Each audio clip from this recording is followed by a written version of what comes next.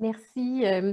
Dans le fond, juste vous dire, on va passer à un peu les perspectives de chacune des intervenantes. Puis après ça, si vous avez des interventions, des questions, vous pourrez les poser. Donc, la question, c'est vraiment, s'il vous plaît, nous parler des revendications, des changements que vous espérez voir, des actions futures dont vous rêvez, de changements structurels qui seraient nécessaires pour vraiment avoir des milieux de vie plus complets, accessibles, puis adapté à la réalité de l'ensemble des Montréalaises. Donc, ben, je vais te laisser commencer. Alors moi, je ne savais pas très longtemps que je suis à Montréal, mais de ce que j'ai noté, il y a à Montréal, en fait, quand même des clivages assez importants entre communautés. On a des quartiers où il y a telle communauté, un quartier où il y a une autre communauté. Moi, un de mes rêves, ça serait d'avoir de plus en plus de lieux où en fait des mondes qui ne se côtoient pas pourraient se côtoyer, justement. Que ce soit des mondes qui soient différents au niveau social, mais aussi culturel. Donc ça peut passer par des événements, la création de lieux aussi dans lesquels ces femmes pourraient se sentir à l'aise et puis bien accueillies. Bon, on sait que pour l'instant, tout ça, c'est un peu compliqué dans le contexte actuel, mais une des volontés de Foodel, justement, c'est d'initier ce genre d'événements culturels autour des cultures du monde. On a eu aussi des propositions, on va voir si ça peut se faire pour participer à des festivals de cuisine de rue cette année. Donc ça serait vraiment super parce que nous, notre objectif aussi, c'est de valoriser cette culture. Comme je le disais, j'ai à cœur la diversité culturelle. Donc on va essayer de travailler pour en faire en sorte que ces événements puissent attirer ces femmes issues des communautés culturelles de Montréal. Aussi, je l'ai mentionné brièvement tout à l'heure, le programme d'accompagnement et de formation qu'on souhaite mettre en place. L'idée, c'est vraiment... en fait, on a noté qu'il existait beaucoup d'organismes communautaires qui font un travail vraiment formidable à Montréal au niveau de la formation, des cours de francisation, etc. Nous, on veut vraiment aller... en fait, être le petit relais après ces programmes d'accompagnement et offrir des perspectives d'emploi et puis aussi aller au-delà d'un simple emploi, entre guillemets, dans la cuisine.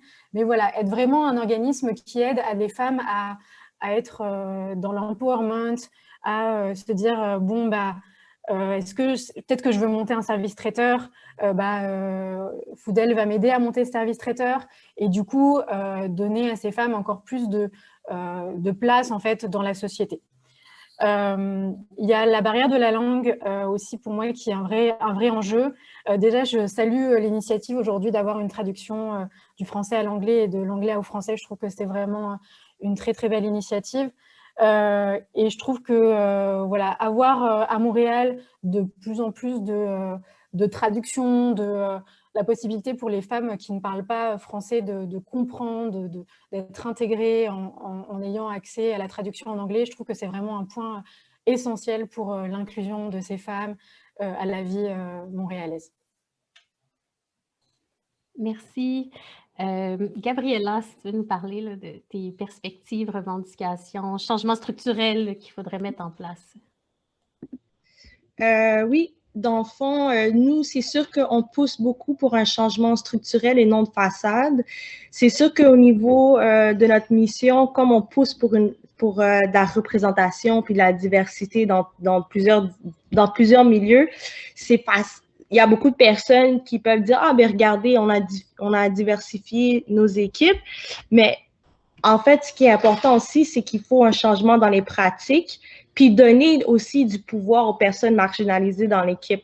Parce que le simple fait d'inviter des personnes racisées dans certains espaces, des personnes racisées ou marginalisées les deux, les personnes en situation de handicap, etc., ça veut pas dire qu'on les invite, que l'espace devient inclusif tout d'un coup parce qu'il y a cette présence-là.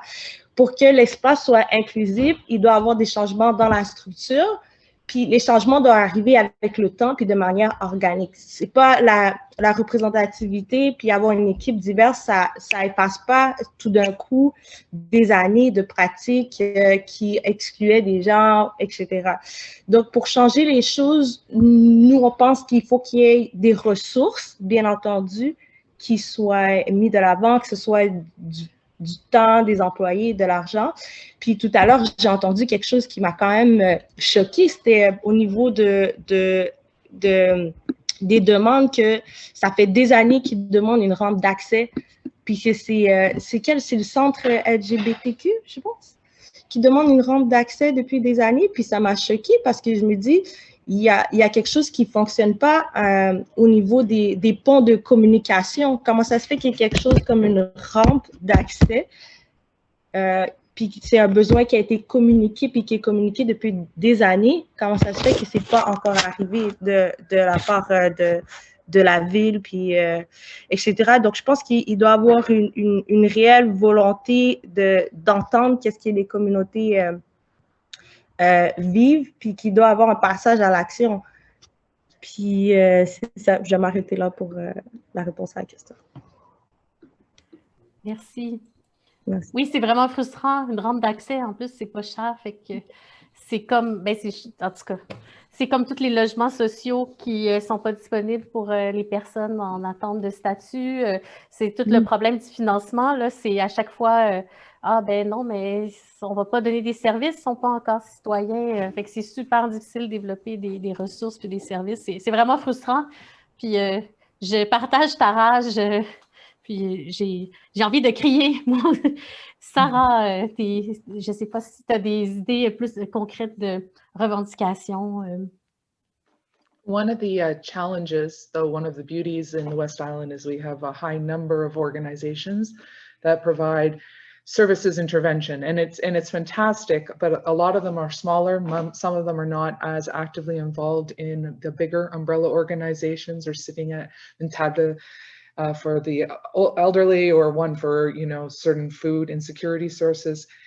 And we noticed that obviously in the West Island, like I was mentioning about services for women and girls. So one of the barriers and challenges that we're trying to really do is break down is an English expression, but break down the silos and actually start having conversations with each other. And I think that is the first step, because it's giving space to those that are the experts in subject matter. And it's giving space to those to talk about where the barriers exist, as opposed to us, let's say, as an organization, assuming what those barriers are.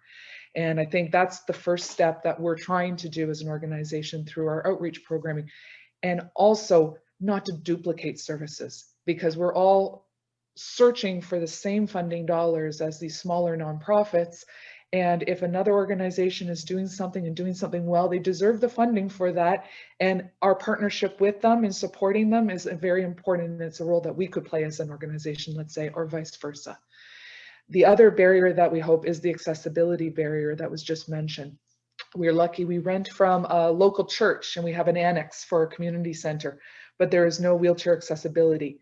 After 10 years, the church was able to finally get their own accessibility funding through, and therefore will benefit from that. But we do have women that come to our center where we have to provide physical assistance to have them come into the building. And that's not fair on them, because it is creating a barrier that they have to emotionally overcome to come and access our services. So we are trying to partner with people like our landlord. And so that's one contribution we could make, but there's so many more. And the technology barrier is the last one.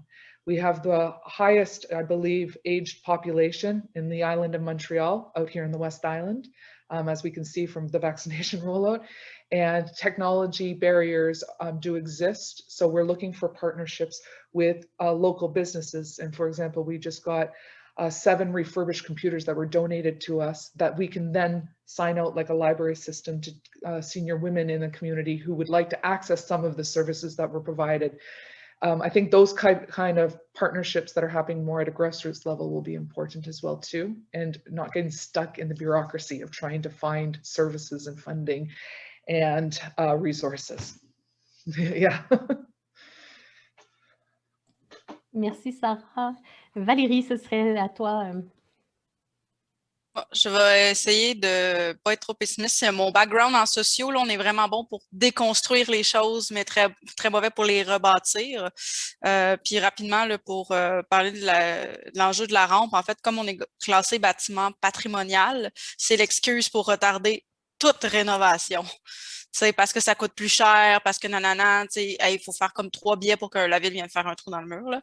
Fait que, c'est vraiment un enjeu, mais qui est lié au bâtiment patrimonial et à la ville qui veut pas investir, là. Donc, en fait, moi, j'ai vraiment conscience que dans le cadre de mon travail, en tant qu'intervenante et coordonnatrice qui travaille avec des personnes en processus de demande d'asile, les barrières auxquelles je fais face pour faciliter leur accès aux services sont souvent d'ordre systémique. Pour ça, moi, j'ai une série là, de recommandations ou de revendications, puis je suis contente de pouvoir le faire aujourd'hui parce qu'en tant qu'organisme de service, pour nous, c'est très dur de faire de la défense de droit parce que c'est pas pour ça qu'on est financé. Fait que des fois, on se retrouve un peu avec les mains liées là, à ce niveau-là. On revendique en fait que toutes les personnes migrantes présentes au Québec puis au Canada en ce moment soient admissibles au programme spécial de régularisation du gouvernement. Selon moi, là, je parle en mon nom personnel, le gouvernement provincial a été vraiment de mauvaise foi dans le programme de régularisation des demandeurs d'asile dit des anges gardiens, en mettant plusieurs barrières en fait à l'accessibilité. Puis on est une des provinces qui retarde le plus l'accessibilité à ce programme-là, qui pourtant là serait salvateur dans beaucoup de cas. Puis ce sont des gens qui ont été essentiels et qui sont même pré-post-pandémie, qui vont toujours l'être et qui ont le droit, s'ils sont assez bons pour travailler, ils sont assez bons pour rester. Il doit avoir un accès universel aux services, peu importe le statut migratoire, et ça sans crainte d'être dénoncé ou déporté. Ça implique que le SPVM doit cesser de communiquer avec les agents frontaliers, puis que les endroits qui offrent des services également, puis que ça soit clair. Pour que quand nous, on réfère des gens qui, par exemple, sont en processus de régularisation de statut ou qui n'ont pas de papier, qu'on n'ait pas peur, en fait, que la personne se retrouve là dans les centres de détention, par exemple. Sinon, un autre des points importants, c'est le financement. Vraiment, là, ça prend du financement à la mission pour les organismes et non pas un financement par projet là, qui est au bon gré des subventionnaires, renouvelable à l'année, s'il a fait beau. Pour vrai, on peut rien pérenniser avec des projets renouvelables à l'année.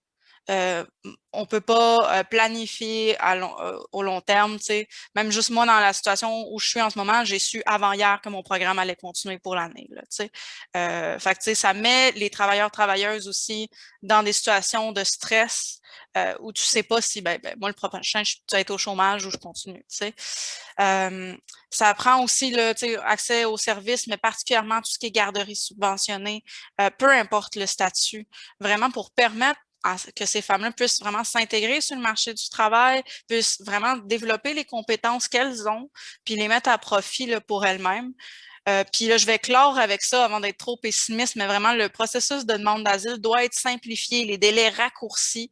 On a l'entente des tiers pays sûrs, là, qui, là, pour résumer quelque chose qui prendrait peut-être 10 minutes à expliquer, là, c'est l'entente des tiers pays sûrs stipule que les personnes demanderesses d'asile doivent faire leur demande dans le premier pays sûr où elles arrivent. On a un accord avec les États-Unis, par exemple, ce qui explique là, le Roxfam Road, qui est le chemin Roxfam qui fait que les gens contournent la frontière. Cette entente-là a été menée devant les tribunaux. Le gouvernement fait présentement appel, mais vraiment, ça doit être invalidé parce qu'en ce moment, les demandeurs d'asile qui font des demandes aux États-Unis ne sont pas en sécurité. Fait que, je terminerai là-dessus. Si les services sont inclusifs, puis qu'on dit accueillir tout le monde, puis qu'on accueille toutes les femmes mais dans la dignité, ben, il faut accueillir tout le monde dans la dignité, sans distinction, sans limitation de statut ou d'orientation sexuelle. Là-dessus, ça va être mon mot de la fin.